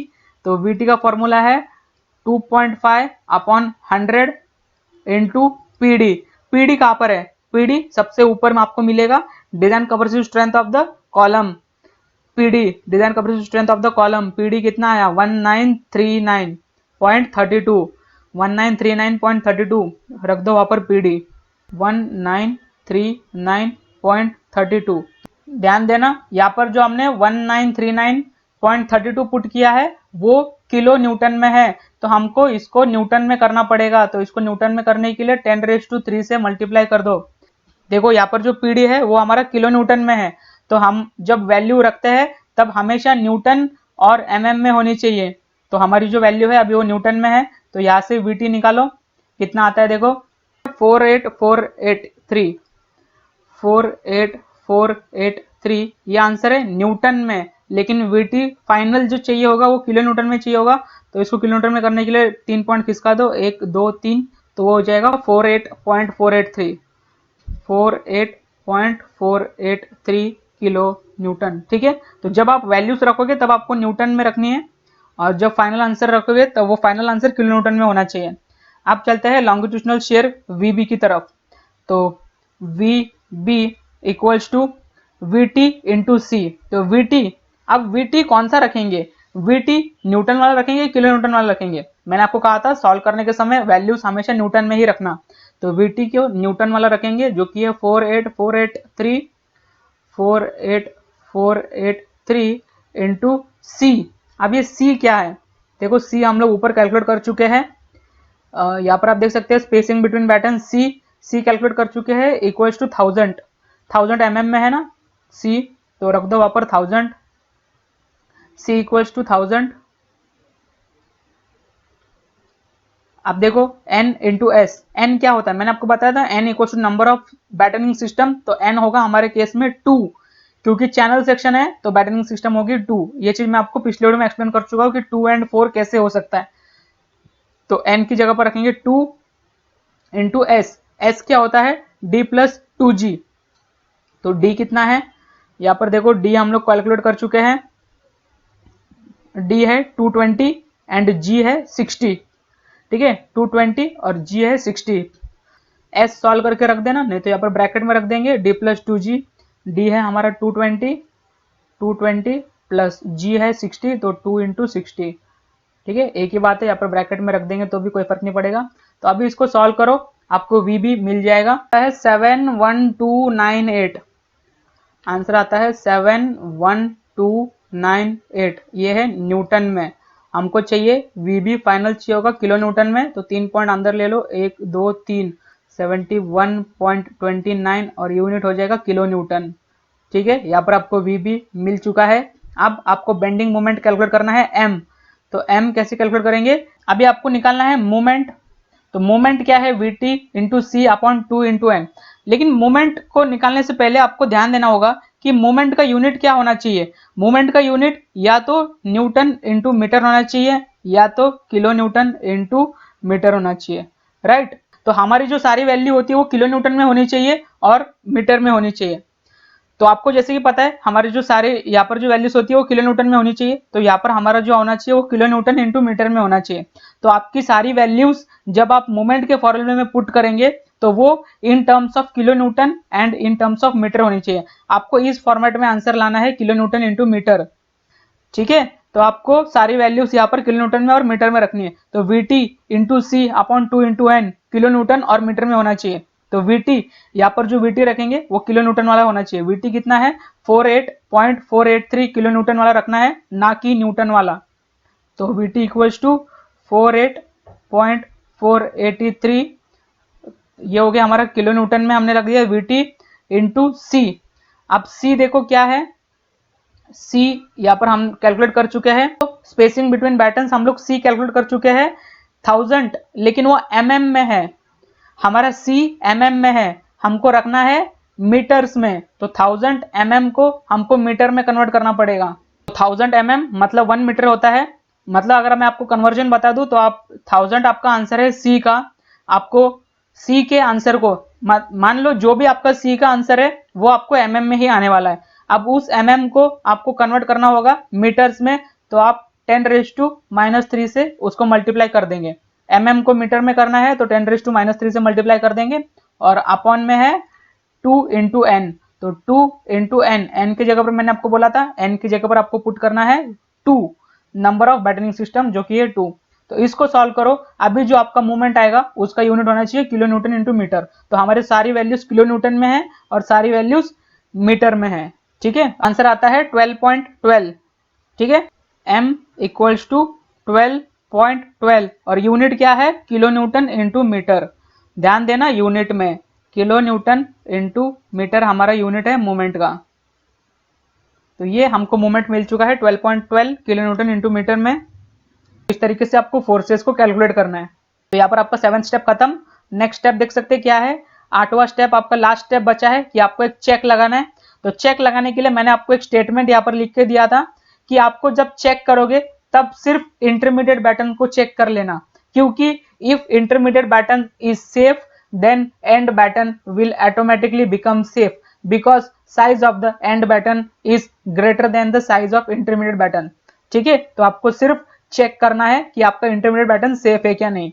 इंटरमीडिएट बैटन सेफ हो गया तो एंड अपने आप ही सेफ हो जाएगा। तो चलो 8वां स्टेप लगा दो, इस फॉर्मूले को नोट कर दो, शियर स्ट्रेस और बेंडिंग स्ट्रेस का फॉर्मूला मैंने आपको दिया था वो नोट कर लो। Check for stresses in batten, तो आपको चेक करना है शेयर स्ट्रेस। सबसे पहले हम लोग चेक करते हैं, तो शेयर स्ट्रेस का फॉर्मूला देखो यहाँ पर VB upon DI into T. DI मतलब depth of the intermediate batten multiply by thickness, मतलब ये होता है एरिया। एरिया क्या होता है? Depth into thickness. सबसे पहले VB देखो क्या है, VB है हमारा 71.29। तो मैंने आपको कहा था जब भी आप सॉल्व करेंगे तब आपको वैल्यूज न्यूटन में रखनी है, तो न्यूटन वाला देखेंगे 71298, 71298 हमारा न्यूटन में है, तो वो हम लोग रखेंगे 71298। ठीक है, न्यूटन वाली वैल्यू आपको रखनी होती है हमेशा सॉल्व करने के समय। अपॉन DI इंटू टी, तो DI इंटू टी देखो यहाँ पर मैंने एक स्टेटमेंट लिखवाया था, इंटरमीडिएट बैटन ये है डेप्थ और ये है थिकनेस, तो 280 इंटू 8, तो 280 इंटू 8, तो यहाँ से वैल्यू आएगी आपकी है 31.82। तो आंसर है 31.82। और यूनिट क्या है? ये हमने न्यूटन में रखा, और ये जो 280 इंटू 8 क्या था? ये mm में थे, mm स्क्वायर। तो यहाँ पर देखो एक कंडीशन में मैंने आपको कहा था ये जो शेयर स्ट्रेस है ये आपका लेस देन होना चाहिए Fy upon under root 3 into gamma M naught. तो ये जो Fy upon under root 3 gamma M naught ये कैसे निकलता है? Fy आपको पता होगा, Fy होता है 250 under root 3 into gamma M naught होता है 1.1, इसकी वैल्यू 131.21, 131.21। ठीक है, ये आपका कंडीशन जो है वो ये बताता है Fy under root 3 into gamma M naught ये आता है 131.29। इसका मतलब जाहिर सी बात है लेस देन है ना, यहाँ पर है 31.82 और यहाँ पर है 131, काफी है। ठीक है ना, तो 131.21, तो condition satisfied and all okay. ठीक है, कंडीशन सेटिस्फाइड हो गया, शेयर स्ट्रेस हमारा निकला, मतलब we are safe in shear. आप देखना है बेंडिंग निकालना है अभी, चलो बेंडिंग निकालेंगे। तो बेंडिंग देख सकते हैं 6 इंटू एम, तो 6 इंटू एम आपको रखना है। तो यहाँ पर देखो मैंने आपको कहा था यूनिट क्या होना चाहिए रखने के समय, न्यूटन और mm में आपका यूनिट होना चाहिए। यहाँ पर यूनिट क्या है? किलो न्यूटन और मीटर में है। ठीक है, यूनिट के ऊपर ध्यान देना, मैंने आपको क्या कहा? न्यूटन और mm में रखना है, और यहाँ पर क्या है? किलो न्यूटन और मीटर में है। तो आपको क्या करना पड़ेगा? आपको इस m को, मोमेंट किलो न्यूटन और मीटर में है, इसको आपको न्यूटन और mm में लाना है। तो इसको कैसे लाएंगे? सिंपली 10⁶ से मल्टीप्लाई कर देंगे। 6 इंटू मोमेंट का जो आंसर है 12.12, इसको आपको मल्टीप्लाई करना पड़ेगा 10⁶ से। और नीचे क्या है? t into DI square. तो देखो DI और t आप यहाँ पर रख चुके हो, DI और t, खाली यहाँ पर फॉर्मूला क्या है देखो, t इंटू DI का स्क्वायर है, तो t है आपका 8, यही से देख सकते हो t है 8, और DI क्या है 280, तो 280 का खाली यहाँ पर स्क्वायर करना है। तो यहाँ पर इसको सॉल्व करो, देखो आंसर आता है 115.94, 115.94। अब आपका यूनिट क्या है? न्यूटन पर mm स्क्वायर, न्यूटन पर mm स्क्वायर आपका यूनिट है। ठीक है, तो यहाँ पर भी मैंने कंडीशन बताया था, आपको चेक करना है कि less than Fy upon gamma M not है क्या नहीं। तो अब ये कंडीशन हम लोग करेंगे, तो Fy होता है 250 अपॉन गामा एम नॉट होता है 1.1। तो इसको सॉल्व करो, ये कितना आता है देखो, 250 अपॉन 1.1, तो आंसर आता है 227.27, 227.27। तो ये आपका कंडीशन है, देख सकते हो। इससे छोटा है कि नहीं? जाहिर सी बात है छोटा है, ये है 115 और ये है 227, इसका मतलब इट इज लेस देन 227.27, मतलब both condition satisfy, all okay, both condition satisfy and design is safe. यहाँ पर आपका डिजाइनिंग ऑफ बैटनिंग हो चुका है, आपको डिजाइनिंग करना था एंड बैटन और डिजाइन करना था इंटरमीडिएट बैटन। तो ये जो हम लोग प्रोवाइड कर रहे हैं एंड बैटन और ये जो प्रोवाइड कर रहे हैं इंटरमीडिएट बैटन, ये हमारा सेफ है, यहाँ पर हमने चेक कर लिया। आपको दोनों को अलग अलग चेक करने की जरूरत नहीं है, यहाँ पर हमने एक स्टेटमेंट भी लिखा है, if intermediate batten is safe then end batten will automatically become safe. उसको चेक करने की जरूरत ही नहीं है, अगर आपका इंटरमीडिएट बैटन सेफ हो गया तो एंड अपने आप ही सेफ हो जाएगा। तो एंड के लिए अलग से सेफ है कि नहीं चेक करने की जरूरत नहीं है, वो अपने आप ही सेफ हो जाएगा अगर आपका इंटरमीडिएट बैटन दोनों भी कंडीशन में सेफ हो गया तो। यहाँ पर हमारा 8 स्टेप कंप्लीट हो गया टोटल और यहाँ पर हमारा डिजाइनिंग भी खत्म हो गया। बाकी तो है अभी हमको डिजाइनिंग ऑफ कनेक्शन भी करना बाकी है, ठीक है। कनेक्शन अभी हमको बोल्टेड कनेक्शन करना बाकी है। अभी तक तो सिर्फ हमारा यहाँ पर डिजाइनिंग कंप्लीट हो गया, यहाँ पर हमारा डिजाइनिंग कंप्लीट हो गया बैटनिंग प्लेट का, ठीक है। तो चलिए डिजाइन ऑफ बैटन प्लेट हो चुका है और अभी हमको डिजाइन ऑफ बोल्टेड कनेक्शन भी करना पड़ेगा, क्योंकि क्वेश्चन में बोला है, देखो यहाँ पर डिजाइन एंड बैटन और डिजाइन इंटरमीडिएट बैटन, जो कि हमारा हो चुका है, एंड देयर कनेक्शन, उसका कनेक्शन भी डिजाइन करना है using M20 bolts eight 4.6 grade, ठीक है। तो वो अभी हमको डिजाइन करना पड़ेगा बोल्टेड कनेक्शन। तो चलिए देखो डिजाइन ऑफ बोल्टेड कनेक्शन मैं आपको फॉर्मूले सब पिछले वीडियो में दे चुका हूँ। यहाँ पर हमारा डिजाइनिंग खत्म हो चुका है बैटन का, अभी हमको जाना है डिजाइनिंग ऑफ बोल्टेड कनेक्शन। तो सबसे पहले आपको number of bolt required calculate करना है, उसके बाद चेक करना पड़ेगा जो आपने bolt number of bolt calculate किया है वो सफिशिएंट है क्या नहीं। चलिए ये सारे फॉर्मूलेस नोट कर लो। वहां पर नंबर ऑफ बोल्ट रिक्वायर्ड आपको सबसे पहले कैलकुलेट करना पड़ेगा, तो उसके लिए आपको चाहिए होता है बोल्ट वैल्यू। तो देखो बोल्ट वैल्यू तो आपको कैलकुलेट करना पड़ता है, जैसे कि आपने अगर बोल्टेड कनेक्शन देखा होगा तो उसमें मैंने आपको बताया था कि बोल्ट वैल्यू कैसे निकलता है। बोल्ट वैल्यू निकलता है, आपको shear strength of the bolt calculate करना है, फिर bearing strength of the bolt भी कैलकुलेट करना है। वहां से जो भी इन दोनों में से जो भी मिनिमम होता है उसको हम लोग कहते हैं design strength of the one bolt, मतलब उसको बोल्ट वैल्यू कहा जाता है। Smallest of the VDSB and VDPB। तो देखो अभी आप इतना टाइम वेस्ट नहीं करोगे बोल्ट वैल्यू कैलकुलेट करने के लिए, मैं आपको एक डायरेक्ट वैल्यू दे देता हूँ बोल्ट वैल्यू की। जैसे कि मैंने पिछले वीडियो में आपको कहा था कि अगर आपको क्वेश्चन में diameter of the bolt mention नहीं किया है तो आप एक 20 mm डायमीटर बेस्ट मान लेना। अगर आप 20 mm डायमीटर मान लेते हो तो उसके लिए जो बोल्ट वैल्यू होती है वो देखो मैं आपको नोट करा देता हूँ।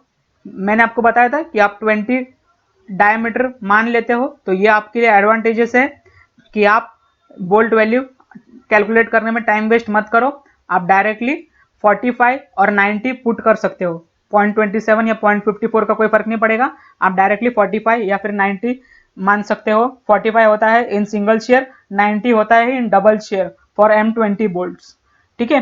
तो यहाँ पर जैसे कि आप देख सकते हो पिछला प्रॉब्लम, अगर फर्स्ट प्रॉब्लम हम देखेंगे लेस्ट कॉलम का, तो यहाँ पर डिजाइनिंग के प्रोसीजर की मैंने आपको बताया था। यहाँ पर देख सकते हो डिजाइन प्रोसीजर में मैंने आपको कैलकुलेट कैसे करना बता दिया था। बस इस 16 की जगह पर अभी आप अगर 20 रखोगे, क्योंकि आपका डायमीटर 20 है ना, यहाँ पर π/4 d स्क्वायर होता है, तो डायमीटर की जगह पर 20 रखोगे तो आपको आंसर आ जाएगा 90। क्योंकि यहाँ पर हम लोग मल्टीप्लाई बाय 2 कर रहे हैं, 2 मतलब डबल शेयर। अगर आप मल्टीप्लाई बाय 1 करते तो 1 मतलब सिंगल शेयर होता है, तो ये हमने डबल शेयर के लिए कैलकुलेट किया था, ठीक है। तो करना है तो आप इस तरीके से कैलकुलेट कर सकते हो, तो लेकिन टाइम बहुत चला जाएगा। ऑलरेडी ये प्रॉब्लम बहुत लंबा हो चुका है, लेकिन ये प्रॉब्लम 20 मार्क्स के लिए आया था यूनिवर्सिटी में, तो मैंने आपको बोल्ट वैल्यू को डायरेक्ट आंसर दे दिया। आप इस तरीके से कैलकुलेट कर लो नंबर ऑफ बोल्ट। तो यहाँ से अगर आप n कैलकुलेट करोगे तो VB अपॉन बोल्ट वैल्यू, तो VB देखो, VB आप यहाँ पर सॉल्व कर चुके हो, VB इक्वल्स टू 71.29। तो बोल्ट वैल्यू किलो न्यूटन में ही होता है, तो डायरेक्टली आप यहाँ से किलो न्यूटन की वैल्यू ले सकते हो 71.29। n equals to 71.29 upon bolt value. Bolt value मैंने आपको बताया था डबल शेयर का आप रखोगे जो कि है 90.54। अगर आपको 0.54 याद नहीं रहता है तो आप सिर्फ 90 भी रख सकते हो, ठीक है। 90.54 होता है bolt value for double shear M20 bolts के लिए। तो यहाँ से नंबर ऑफ बोल्ट कैलकुलेट कर लो, तो यहाँ से आंसर आता है 0.78। 0.78। अब ये 0.78 नंबर ऑफ बोल्ट कैसे हो सकता है? इसका मतलब या तो आप 1 बोल्ट मानोगे, तो ये जो नंबर ऑफ बोल्ट है इस फॉर्मूले से आपको नंबर ऑफ बोल्ट एग्जैक्ट कभी नहीं मिलता। 1 बोल्ट अगर आप रख भी दोगे, जब आप चेक करने जाओगे check for number of bolt are sufficient और नॉट, तो यहाँ पर आप फेल हो जाओगे, क्योंकि FR आपका लेस देन आना चाहिए बोल्ट वैल्यू। तो यहाँ पर अगर आप फेल हो गए तो आपको नंबर ऑफ बोल्ट फिर जाकर बढ़ाना पड़ेगा। तो यहाँ से हमको number of bolt try and error करके देखना पड़ता है। तो 1 आया तो 1 पुट करके देखो, सॉल्व करके देखो लेस देन आता है कि नहीं, नहीं आता है तो नंबर ऑफ बोल्ट 2 कर दो, 2 करके सॉल्व करो, नहीं आता है नंबर ऑफ बोल्ट बढ़ा दो 3 करो, 3 करके सॉल्व करो, नहीं आता है तो 4 करो। इस तरीके से ट्राई एंड एरर करके देखना पड़ता है। लेकिन मैं आपको एक डायरेक्ट तरीका बता देता हूं, जैसे कि आपको पता है आपका ये है प्लेट, ठीक है। कौन सी plate? Batten plate. Batten plate है ना, तो आप बोल्ट्स कैसे लगाओगे? ऐसे ऐसे ऐसे बोल्ट्स लगाओगे, ठीक है। बोल्ट आप एक लाइन में लगाओगे, एग्जांपल के लिए बता रहा हूँ, ठीक है। ये 4 बोल्ट काउंट मत करना, एग्जांपल के लिए आप बोल्ट इस लाइन में लगाते हो। ये आपको विड्थ पता है D, ठीक है, ये आपको डेप्थ पता है। अगर आपको डेप्थ पता है, एक लाइन में कितने बोल्ट लगते हैं, ये कैलकुलेट करना मैं बोल्टेड कनेक्शन में आपको बता चुका हूँ। बोल्टेड कनेक्शन का अगर आप प्रॉब्लम नंबर 4 देखोगे, प्रॉब्लम नंबर 4 में मैंने आपको बताया था, अगर आपको विड्थ पता है, अभी ये विड्थ है, ठीक है, क्योंकि ये फ्लैट है, देखो यहाँ पर फ्लैट लिखा है, ये फ्लैट है, फ्लैट के लिए ये विड्थ होता है और ये लेंथ होता है। अगर आपको विड्थ पता है तो एक विड्थ के अलोंग कितनी बोल्ट लगेगी वो आप कैलकुलेट कर सकते हो by the formula width minus 2 into end distance upon pitch distance plus 1। ठीक है, ये फॉर्मूले से आप कैलकुलेट कर सकते हो, तो ये फॉर्मूला ले लो, नोट कर लो। एंड डिस्टेंस तो आपको पता है, यहाँ पर मैंने आपको बताया था कि यहाँ पर देखो एंड डिस्टेंस के बारे में मैंने आपको बताया था। यहाँ पर देखो ई मैंने आपको बताया था कि आपको ई 35 रखना है, एंड डिस्टेंस होता है 35 फॉर 20 mm डायमीटर बोल्ट। तो पिच डिस्टेंस कितना होता है, जैसे कि मैंने आपको एंड डिस्टेंस बताया था कि आपका ई निकलता है 1.5 इंटू डी नॉट करने से। तो पिच कैसे निकलता है, पिच निकलता है 2.5 इंटू डी करने से। तो 2.5 इंटू डी मतलब कितना, 2.5 इंटू डी है आपका 20, तो 2.5 इंटू 20 करेंगे तो पिच आता है 50। ठीक है, तो पिच आ गया आपका 50। इस तरीके से पिच निकलता है। अब ये एंड डिस्टेंस कैसे निकलता है, पिच डिस्टेंस कैसे निकलता है, ये सब मैं आपको बोल्टेड कनेक्शन में बता चुका हूँ। तो ई है आपका 35 और पिच है आपका 50, तो इस फॉर्मूले में आपको रखना है। तो ये मैं एग्जांपल के लिए मैंने आपको बताया था, ये मैं आप मिटा देता हूँ। N equals to width minus 2 into end distance.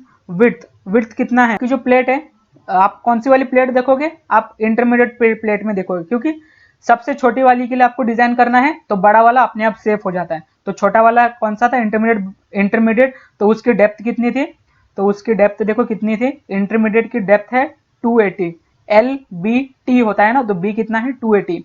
तो यहाँ पर आप रखोगे विड्थ की जगह पर 280, तो एन इक्वल्स टू यहाँ पर आप रखोगे 280 माइनस 2 इंटू एंड डिस्टेंस 35 होता है, मैंने आपको बताया था, और पिच डिस्टेंस होता है 50 प्लस 1। ये करोगे तो आपको नंबर ऑफ बोल्ट मिल जाएगा। आंसर आता है 5.2, आंसर आता है 5.2। अब आप 5.2 बोल्ट कैसे प्रोवाइड कर सकते हो, राउंड ऑफ कैसे करते हैं आपको पता है ना, 0.5 से बड़ी वैल्यू होगी तो ऊपर वाली वैल्यू लेते हैं, 0.5 से नीचे होगी तो नीचे वाली वैल्यू। तो 0.5 से नीचे है ना, 0.2 है ना, तो नीचे वाली वैल्यू मतलब 5 लेंगे, यहाँ से हम लोग 5 बोल्ट।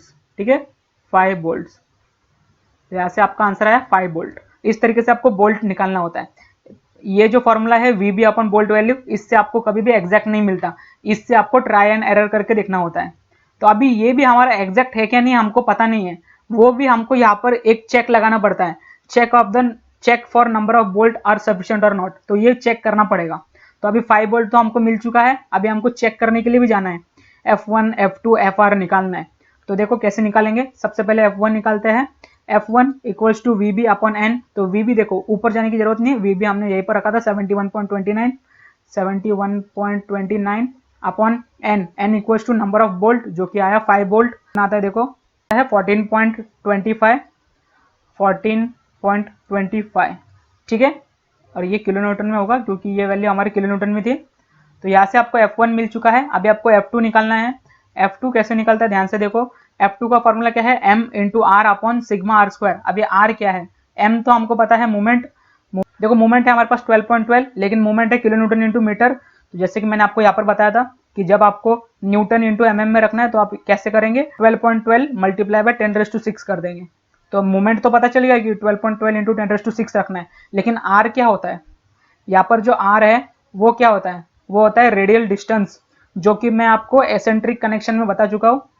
देखो एसेंट्रिक कनेक्शन में मैंने आपको रेडियल डिस्टेंस के बारे में बताया था। तो वो कैसे कैलकुलेट करते हैं, देखो आर, अगर आपको आर कैलकुलेट करना नहीं आता तो सबसे पहले देख लीजिए आर कैसे कैलकुलेट करते हैं। 5 बोल्ट है, ठीक है, 5 बोल्ट है, तो 5 बोल्ट को ड्रॉ करो। देखो ये है 1 2 3 4 5, ये आपके 5 बोल्ट है। ठीक है, अब इस 5 बोल्ट का यहाँ से यहाँ तक डिस्टेंस कितना है वो कैसे पता चलेगा, वो पता चलता है कि कितने पिच डिस्टेंस है। तो एक पिच डिस्टेंस ये है, 2 3 4 पिच डिस्टेंस है ना, तो 4 इंटू पिच डिस्टेंस। तो पिच डिस्टेंस कितना है, पी कितना होता है, पी मैंने आपको बताया था, पिच डिस्टेंस मैंने आपको यहाँ पर कैलकुलेट करके बताया था, पिच डिस्टेंस होता है 50। तो 4 इंटू 50, यहाँ से टोटल डिस्टेंस आपको मिल जाएगा 4 इंटू 50, 4 इंटू 50 दैट इज 200। यहाँ से लेकर यहाँ तक टोटल डिस्टेंस है 200, ये 200 है।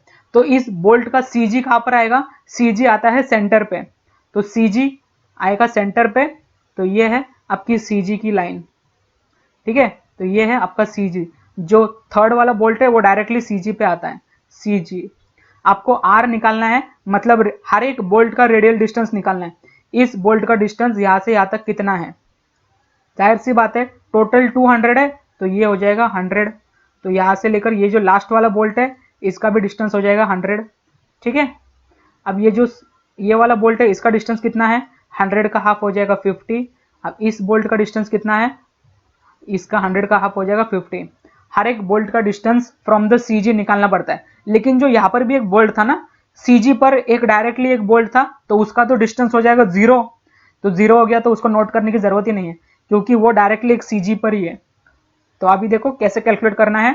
m की जगह पर रखेंगे 12.12 इंटू 10⁶ और इंटू R मैंने आपको बताया था, R का डिस्टेंस होता है कि लास्ट का बोल्ट से लेकर आपका CG कितना दूर है, वो होता है R। तो R इक्वल्स टू 100 है, ठीक है। तो R हो गया आपका 100। फर्स्ट बोल्ट या फिर लास्ट बोल्ट CG से कितने दूर है, वो होता है R। तो R है आपका 100, ठीक है। आप 100, तो यहाँ से हो गया 100। अब जो यहाँ पर समेशन ऑफ R स्क्वायर है, समेशन ऑफ R स्क्वायर, तो वो है हर एक बोल्ट कितना दूर है।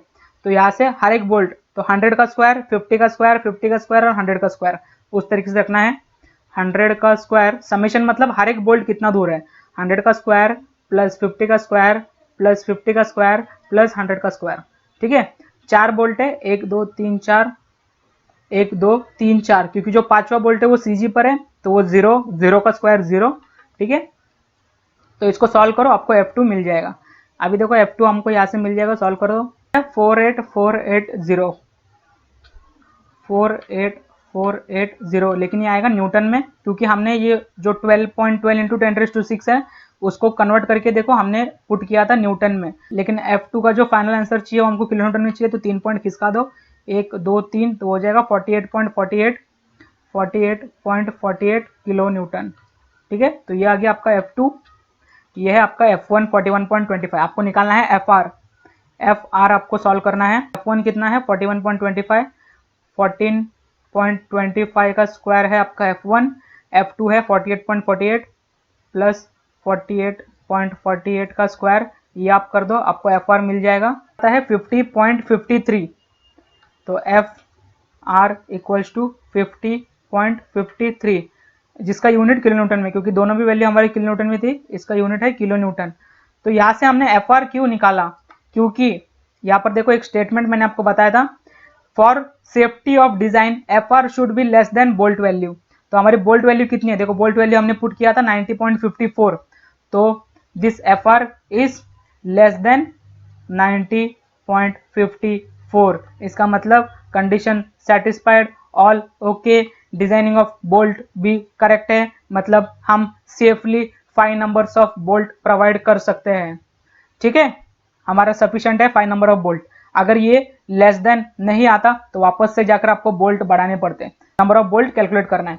अब देखो यहाँ पर भी खत्म नहीं होता है, एक और यहाँ पर हमने बताया था आपको, यहाँ पर देखो नंबर ऑफ बैटन प्लेट भी अभी निकालने हैं कि यहाँ पर कितने प्लेट्स लगेंगे, यहाँ पर देखो कितने प्लेट्स लगाने, वो भी सॉल्व करना पड़ेगा।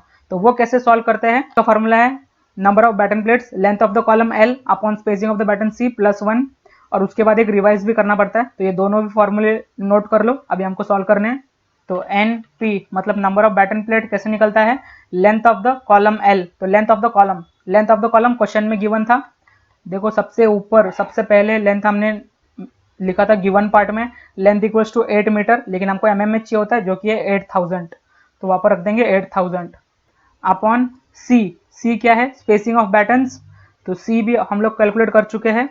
सेकेंड स्टेप में यहाँ पर spacing of batten second step में C निकला था हमारा 1000 mm में है, तो वो भी रख दो वहाँ पर 1000 और प्लस 1, ठीक है। तो ये देखो 0 से 0 सारे कट हो गए, 8/1 8 प्लस 1 9, तो यहाँ से आपका batten plates are 9 batten plates. तो मैंने आपको बताया था जब आपको फ्रैक्शंस में आंसर आता है 9.1 9.2 9.3 ऐसा अगर आंसर आता तो आपको रिवाइज करना होता सेंटर टू सेंटर डिस्टेंस। करने की जरूरत नहीं है, लेकिन मैं आपको बता देता हूँ। अगर ये 9.1 9.2 आता तो आप क्या करते, आप राउंड ऑफ करके 10 ले लेते। अभी आपको एक बार चेक करना है रिवाइज सही है कि नहीं। अगर ये डायरेक्टली इस तरीके से आंसर आता है तो जरूरत नहीं है, अगर पॉइंट में आंसर आता है तो जरूरत होती है। तो देखो सी कैसे मिलेगा, length of the column L कितना है 8000, रिवाइज करना है तो इस तरीके की रिवाइज करने की जरूरत नहीं होती, लेकिन मैं आपको बता देता हूँ। एनपी कितना आया था 9, तो 9 - 1 तो आंसर आता है 1000। तो ये रिवाइज करने की जरूरत नहीं थी। ये 1000 क्या है, डायरेक्टली है जो हमने यहाँ पर सी पुट किया, जो सी हमने पुट किया था वो 1000 ही था। तो इस तरीके की कोई प्रॉब्लम नहीं है। अगर पॉइंट में आंसर आता, अगर आपने कोई राउंड ऑफ वैल्यू ले ली होती आज्यूम करके, तब सी में फर्क होता है, नहीं तो सी में कोई फर्क नहीं होता। तो सी हमारा रिवाइज करने के बाद भी वही है। तो यहाँ से आपका सोल्यूशन पार्ट खत्म होता है। काफी बड़ा प्रॉब्लम था। वीडियो को जरूर से लाइक कर देना यार, इस तरीके की वीडियोस बनाने में बहुत मेहनत लगती है। लाइक कर देना जरूर से, और कमेंट डाउन बिलो अगर आपको कोई प्रॉब्लम आ रहा है तो। बाकी ऊपर से नीचे में एक बार स्क्रॉल कर देता हूँ पूरा, आपको कहीं पर रुक के पढ़ना है तो आप पढ़ सकते हैं। सोल्यूशन हमारा हो चुका है खत्म। Thank you for watching. Video पसंद आए तो लाइक करके जाना, नहीं पसंद आए तो डिसलाइक कर दीजिए, और हमारे चैनल को सब्सक्राइब कीजिए।